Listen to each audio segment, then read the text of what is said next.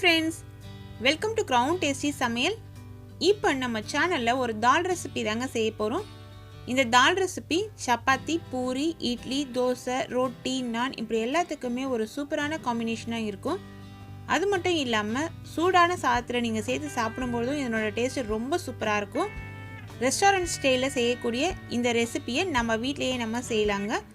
அதுக்கு ஒரு pressure பேன்ல 1 litre அளவு தண்ணி சேர்த்துட்டு அது நல்லா சூடேறிட்டு இருக்க சமயத்துல 200 கிராம் அளவுள்ள மசூர் தால் அரை மணி நேரம் ஊற வச்சு நல்லா வாஷ் பண்ணிட்டு அதை எடுத்து சேர்த்துடலாம்.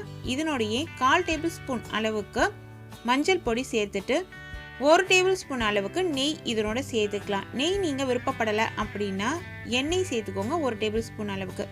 இதை சேர்த்துட்டு ஹை ஃப்ளேமில் வச்சுட்டு அது சூடேற அந்த சமயத்தில் ப்ரெஷர் பேனோட மூடி போட்டு மூடி அதில் வெயிட்டும் நம்ம போட்டுடலாம். நான் இன்றைக்கி 6 விசில் கொடுக்க போகிறேன். நீங்கள் குழைவாக வேகணும்னா பருப்பு உங்கள் குக்கர் கெப்பாசிட்டிக்கு ஏற்றாற் போல் வேக வச்சுக்கோங்க.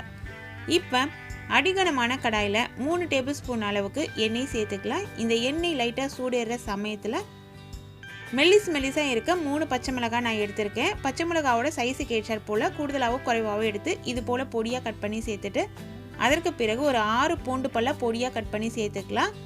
1 இன்ச்சு நீளமுள்ள இஞ்சி நல்லா தோலெல்லாம் எடுத்துட்டு வாஷ் பண்ணி அதையும் பொடியாக கட் பண்ணி எடுத்து சேர்த்துக்கோங்க.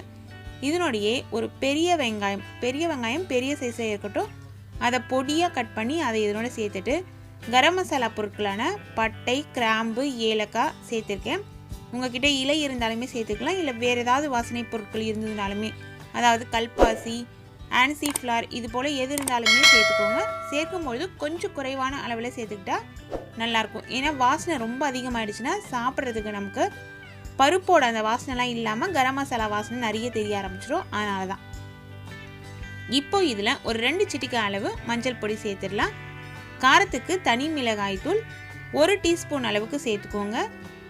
அதனுடைய அதே அளவில் எவ்வளோ மிளகாத்தூள் சேர்க்குறீங்களோ அதே அளவில் தனியாத்தூள் 1 டீஸ்பூன் அளவு சேர்த்துக்கலாம். சேர்த்துட்டு கலந்து விட்டுடலாம். இந்த எண்ணெயில் இந்த மசாலா பொருட்கள் சேர்ந்து கலக்கும்பொழுது அந்த வாசனையும் நல்லாயிருக்கும் நமக்கு.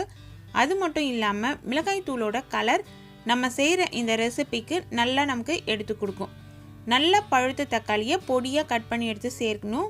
மீடியம் சைஸ் தக்காளியாக இருந்ததுன்னா 2 தக்காளி எடுத்துக்கோங்க. பெரிய தக்காளியாக இருந்ததுன்னா 1 தக்காளி போதும்.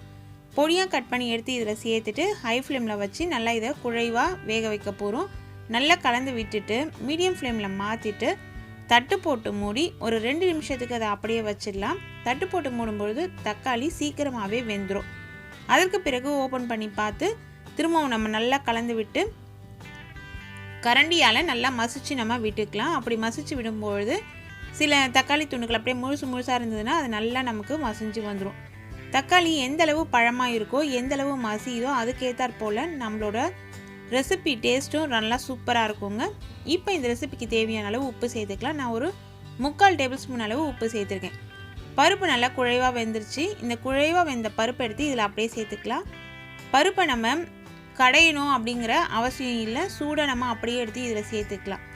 ஏன்னா நம்ம குழைவாக வேக வச்சுட்டோம். அதனால் இந்த ரெசிப்பியில் பருப்பு 1-2 நமக்கு நடுவில் தெரிஞ்சாதான் நல்லாவும் இருக்கும். இதில் சேர்த்துட்டு நல்லா கலந்து விட்டு ஹை ஃப்ளேமில் வச்சு அந்த பருப்போட பச்சை வாசனையும் கொஞ்சம் போகணும். வெந்திருக்கும், ஆனால் பருப்பை நம்ம கொதிக்க விடணும்.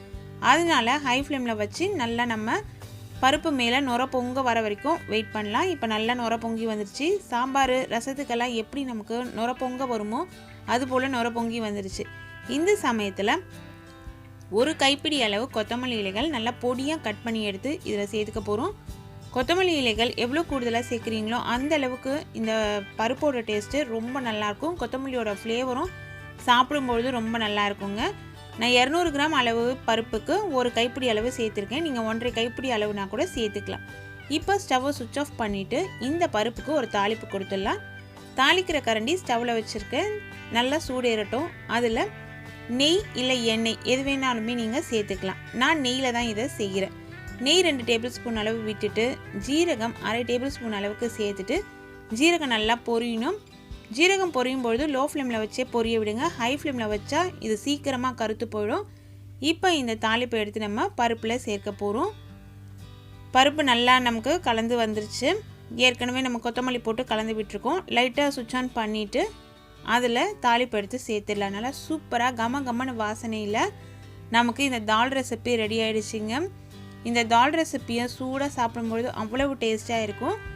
இப்போ நான் சொன்ன இதே அளவுகள் படி நீங்கள் செஞ்சு சாப்பிட்டு பாருங்கள், அவ்வளவு டேஸ்டியாக இருக்கும். இந்த ரெசிபி உங்களுக்கு பிடிச்சிருந்ததுன்னா ஒரு லைக் பண்ணுங்கள், கமெண்ட் பண்ணுங்கள். இது போல் விதவிதமான ரெசிபிஸ் நீங்கள் தெரிஞ்சுக்கணுன்னு விருப்பப்பட்டீங்கன்னா நம்ம சேனலை சப்ஸ்கிரைப் செஞ்சு பக்கத்தில் இருக்க பெல் ஐக்கான் ப்ரெஸ் பண்ணி வச்சுக்கோங்க. Thank you friends.